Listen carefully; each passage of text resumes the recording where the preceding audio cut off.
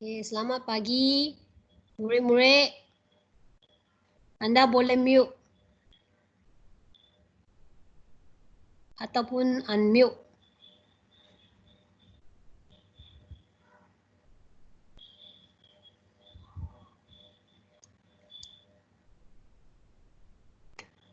Okay, hari ini kita akan belajar bab 3.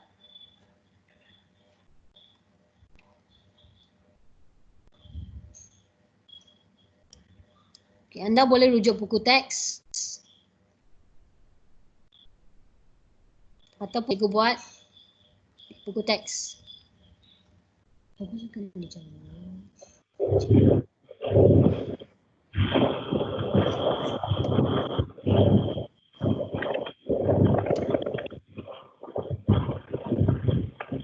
Okay, hari ini bab 3.1 hukum kegravitian semesta Newton.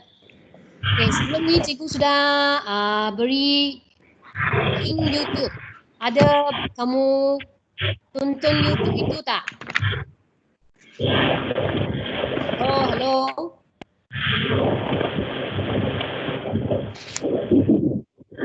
Anda boleh unmute ya untuk bercakap.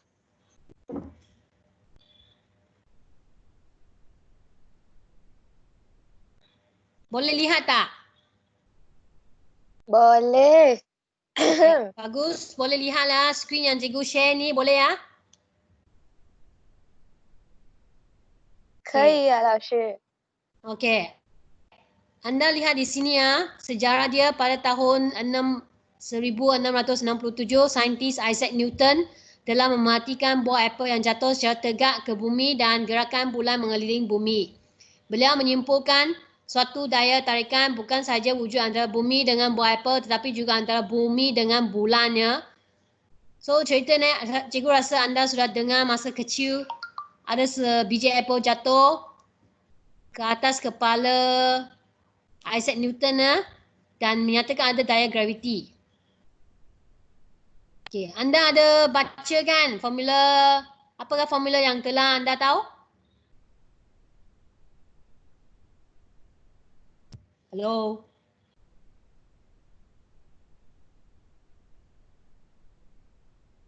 Okey, daya graviti dikenali sebagai daya semesta kerana daya graviti bertindak antara mana-mana dua jasad dalam alam semesta. Okey, ini ialah raja 3.3 menunjukkan daya graviti antara matahari, bumi dan bulan. Bagaimanakah daya graviti antara dua jasad dapat diterangkan? Kita akan menggunakan formula ini ya. Okey. Iaitu daya graviti berkadar terus dengan hasil darab jisim dua jasad dan daya graviti berkadar songsang dengan kuasa dua jarak di antara pusat dua jasad tersebut iaitu F berkadar langsung dengan 1/A kuasa 2.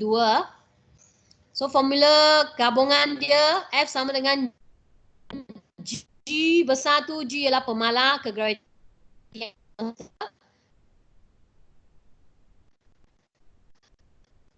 M1 darab M2 bahagi dengan R Newton.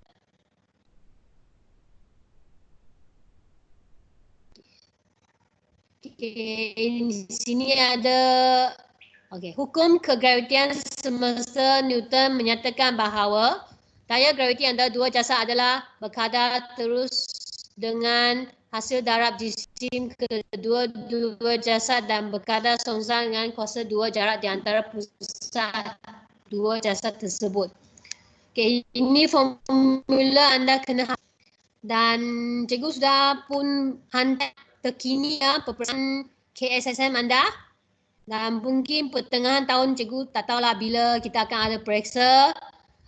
Tapi sampai bab inilah, bab 3 kegravitian kalau ada lah. Okay, ini contoh satu macam mana nak hitung daya graviti antara sebiji buah durian dengan bumi. So jisim durian 2 kg, jisim bumi 5.97 darab 10 kuasa 24 kg. Jarak di antara pusat durian dengan pusat bumi ialah 6.37 darab 10 ke 6. So langkah satu ialah senaraikan maklumat kg ini adalah standard G pemalas ini ada standard G besar. So langkah kedua ialah guna formula dan masukkan nilai tersebut. Anda kira dapat 19.63 Newton ya. Boleh? Halo? Boleh. Boleh ya? Okey.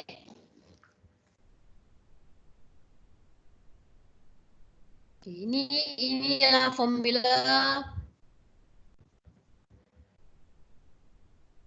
hukum keadaan semesta Newton. Okay, nanti cikgu bagi contoh. Okay, so dua-dua objek ini akan mengenakan daya tarikan. So ini mengikut hukum Newton. Nanti anda cikgu akan beritahu apa tu hukum Newton.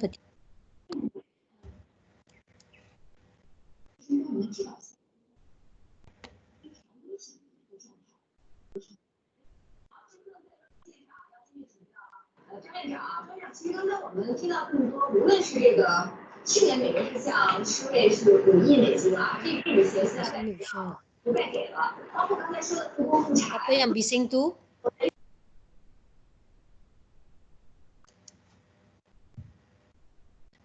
Okey.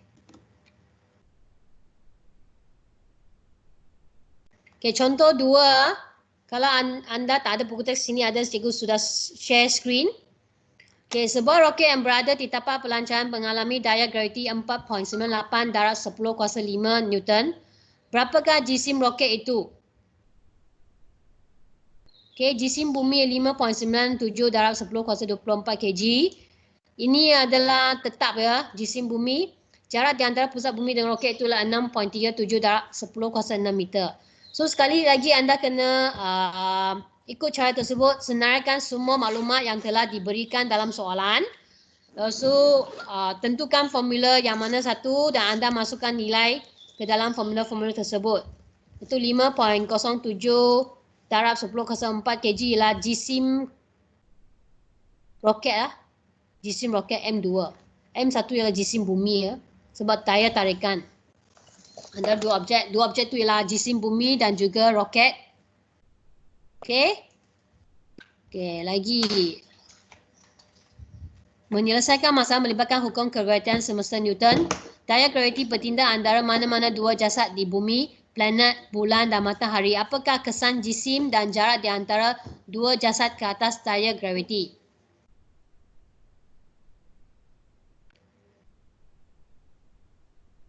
Okey, sini ya.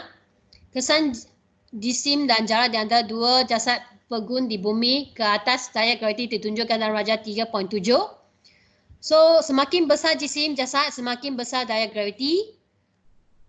Okey, lepas tu daya graviti berkurang apabila jarak di antara dua jasad bertambah. So, anda kena ingat, daya graviti itu bergantung pada jisim dan juga jarak di antara dua jasad.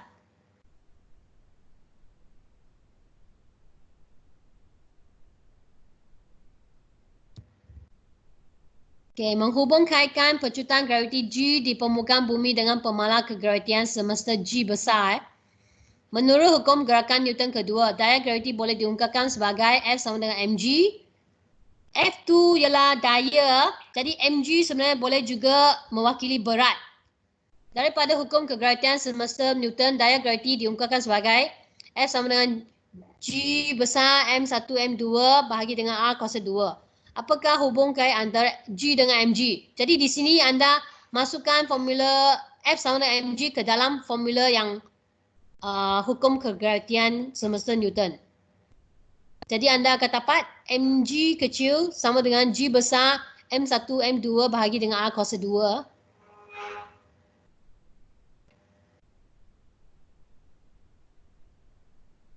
Okey. Okey, mari kita cuba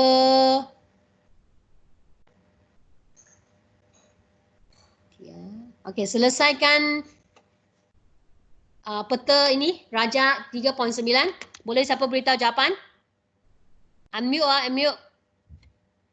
Jawapan untuk peta ini, F sama dengan berapa? Hukum gerakan Newton kedua. Halo?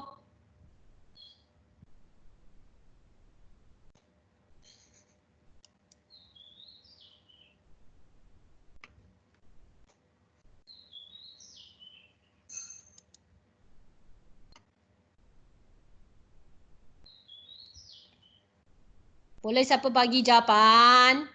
Unmute.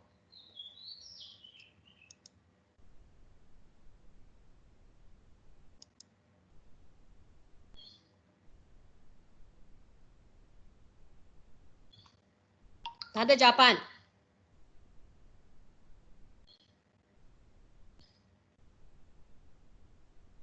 Print screen. Ada ke?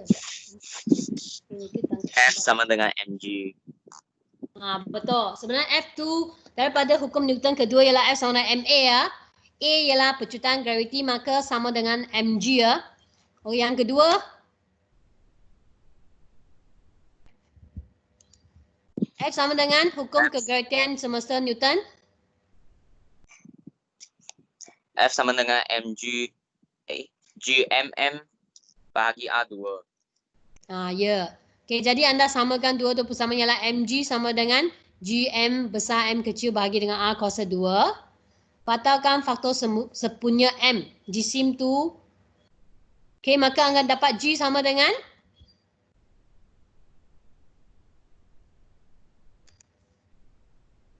G sama dengan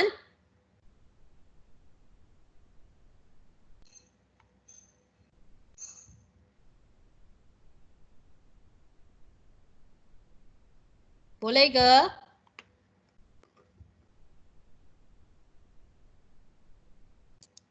Tengok di sini lah. Ini jawapan dia.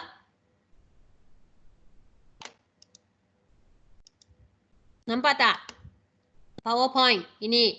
Nampak tak?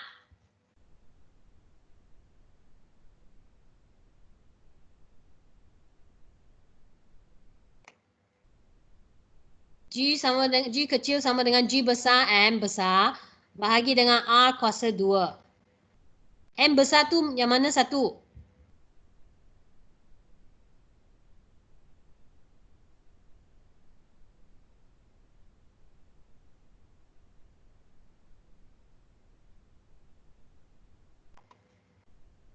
So, pecutan graviti sentiasa ke arah pusat bumi. Setiap planet di alam semesta mempunyai daya graviti masing-masing berbeza. Nilai pecutan graviti bumi ialah 9.81 ataupun 9.8 meter per saat kuasa 2 ataupun unit dia Newton per kg ya. Kalau di bulan, apa dia punya pecutan graviti bulan?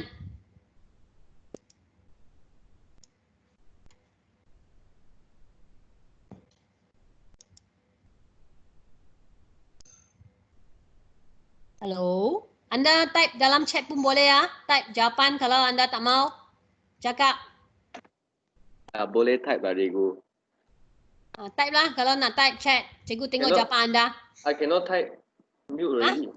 Cannot Mute type lah. Cannot type. Oh, okay. Got conversation there. Never mind then. Please give me answer No response. So, berapakah pecutan graviti bulan? Hanya seorang saja yang jawab. Yang mana yang lain?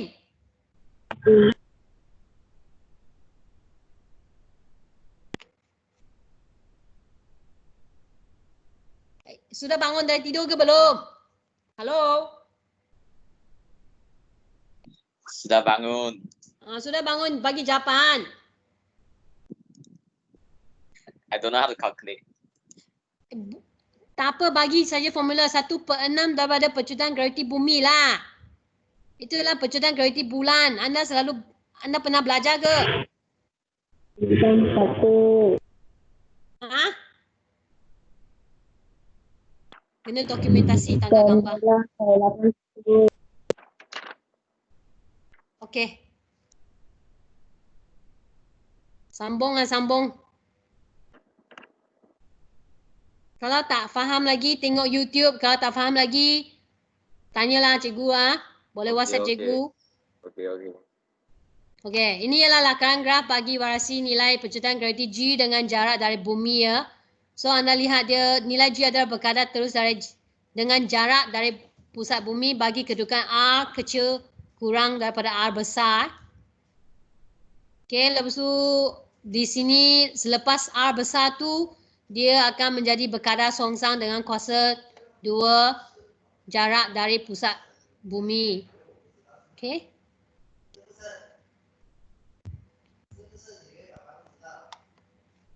Okey. Raja 3.12 inilah sebuah satelit pada ketinggian H dari permukaan bumi ya. A merupakan jejari bumi dan R kecil ialah jarak satelit itu dari pusat bumi iaitu jejari orbit ya.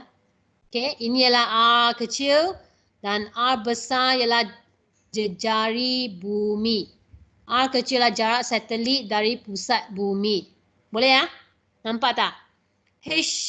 H kecil ialah jarak daripada bumi ke satelit. Okey? Okey, okey, okey. Okey ya, okey. Jadi guna formula yang G kecil sama dengan G besar, M besar bahagi dengan R besar campur H kuasa 2. So di permukaan bumi ketinggian H sama dengan sifar, maka R sama dengan jejari bumi R besar.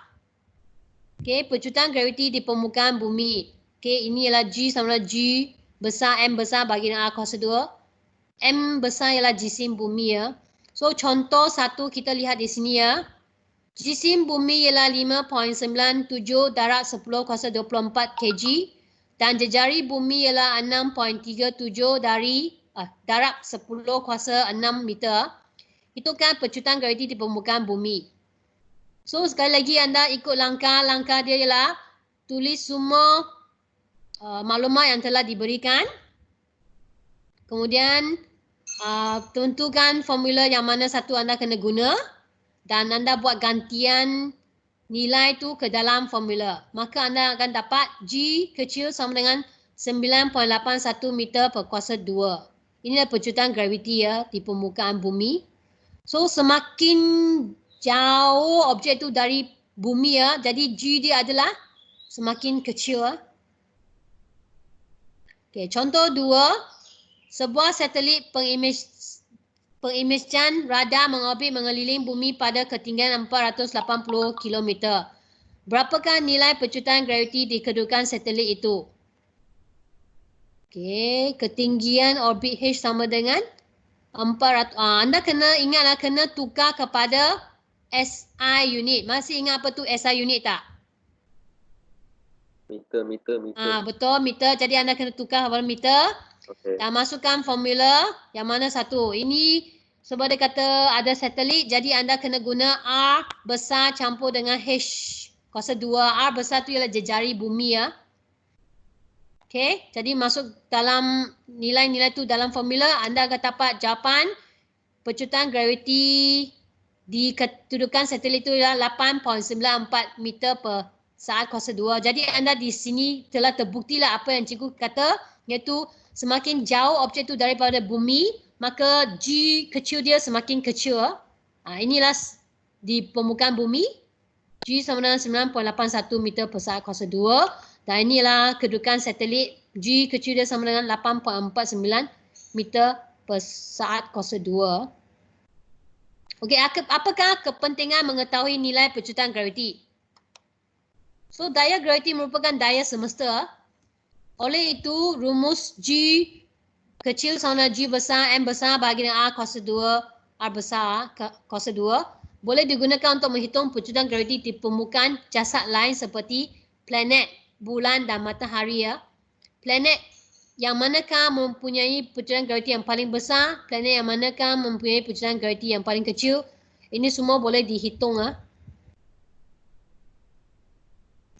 Dan tadi sudah beritahu pecutan graviti di bulan anda kena tahu ialah 1/6 daripada pecutan graviti bumi.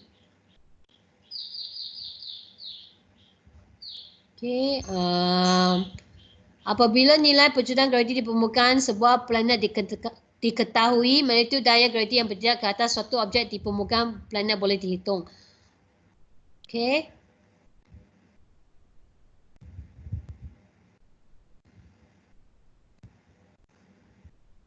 Okey, daya memusat lah. Apa tu daya memusat?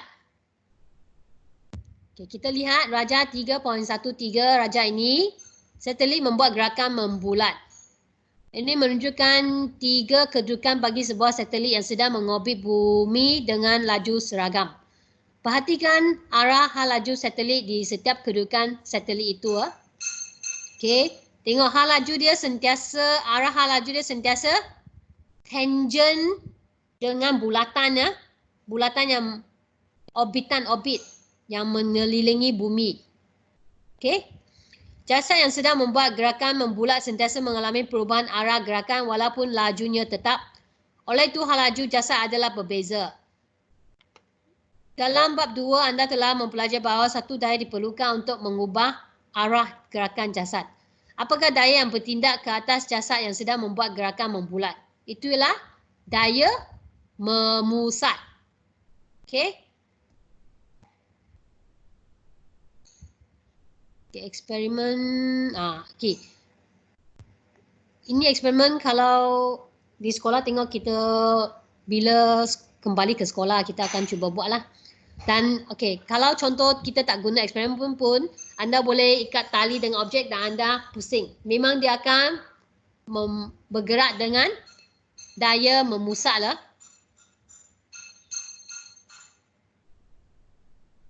Okay. Bagi suatu jasad yang melakukan gerakan membulat terdapat satu daya yang bertindak ke atasnya iaitu daya memusat. Okey, ini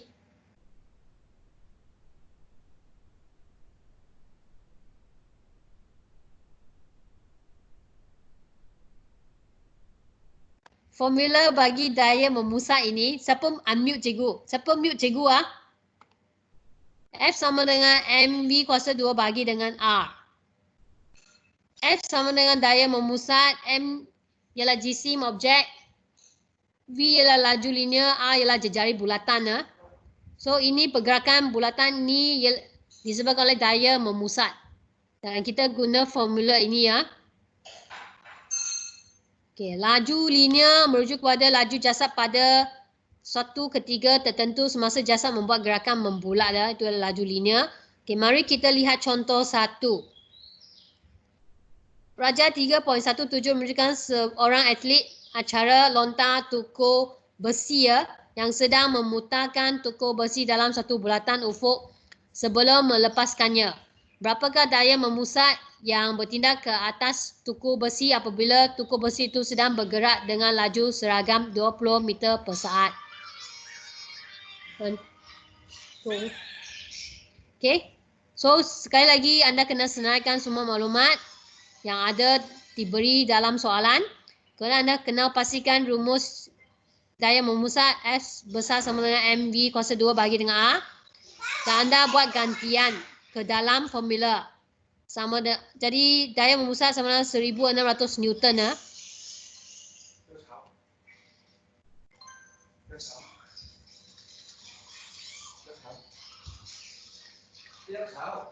Okay. Bolehkah sebuah satelit mengorbit mengelilingi bumi tanpa dipacu oleh enjin roket? Kemungkinan untuk gerakan sedemikian telah diramal oleh Isaac Newton pada abad ke-17 seperti tunjukkan dalam Raja 3.18. So, objek dilancarkan dengan laju linear yang rendah akan mengikuti lintasan 1. Nampak? Lintasan 1. Warna biru dan tiba di bumi di Q. Objek dilancarkan dengan laju linear cukup tinggi akan membuat lintasan 2, iaitu satu bulatan orbitan yang mengelilingi bumi dengan daya memusat. Objek itu tidak akan kembali semula ke bumi ya. Dan ini ialah satelit lah. Okay, ramalan Isaac Newton menjadi kenyataan pada masa kini dengan begitu banyak satelit buatan manusia mengorbit mengelilingi bumi tanpa dipacu oleh sebarang tujahan roket lah. Satelit-satelit sentiasa mengalami daya tarikan graviti yang bertindak ke arah pusat bumi. Daya graviti ke atas satelit bertindak sebagai daya memusat. So, ini ialah formula daripada daya memusat macam mana dapat pecutan memusat? F sama dengan MA. Jadi jisim M tu boleh dipatahkan sebab objek yang sama. Jadi akhirnya percutan memusat A sama dengan V kuasa 2 bahagi dengan R. Okey, kita lihat contoh 1. Raja 3.19 menunjukkan sebuah satelit kaji cuaca yang sedang mengorbit mengelilingi bumi pada ketinggian H sama dengan 480 km. Laju linear satelit itu ialah 7.62 darab 10 kuasa 3 meter per saat. Jejari bumi R besar sama dengan 6.37 darab 10 kuasa 6 meter. Berapakah percutan memusat satelit itu? Okey. Boleh cuba buat tak?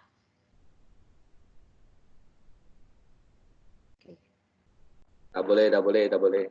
Sudah tunjuk. Nampak tak? Okey, okey. Kenapa tak boleh? Guna formula saja. Masuk dalam.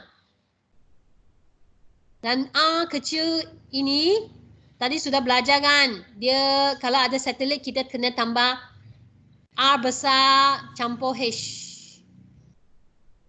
So daya percutan memusat sama dengan 8.48 meter per saat kuasa 2. Okey, kita berhenti di sini. Boleh. Kita berhenti di sini. Esok minggu depan sambung. Okey, cikgu sudah letak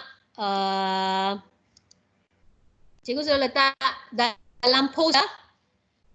Dalam post anda boleh rujuk ataupun download rujuk PowerPoint dan juga post yang buku teks lah. Kalau siapa yang tak ada buku teks, lupa tak bawa, sepatutnya ada di rumah kan? Tak tinggal di sekolah kan? Ya. Ya, hanya seorang saja yang jawab. Siapa dia? Bukan seorang. Seorang saja yang jawab. Okey, nanti cikgu akan bagi kerja dalam Google Classroom ya. Ada seorang nak tanya tak? Ada. Ada. Tak ada. 没有，可以收工了，可以收工了。 Anda sudah direkod tau. Jangan cakap yang bukan-bukan ya. Okey. Okey ya. Tak ada. Anis, ada soalan tanya. Lisha? Tak ada. No, nothing. Nothing. No. Ada tengok YouTube tak? Yang Ada. cikgu letak dalam Google Classroom. Ada. Ada ah? Ada. Ya, apa-apa nanti soalan kerja rumah cikgu letak dalam Google Classroom, cikgu akan pesan dalam WhatsApp jugalah. Anda tengoklah. Okey? Okay. Nanti ada meeting guru. Okey, thank you. Bye. Bye. Thank you, teacher. Bye. Bye-bye. 半个钟而已，挺快的，半个钟而已。挺快的。哭了咯。但我11点要在这边讲，你就在那边讲，跟我凑热闹啊。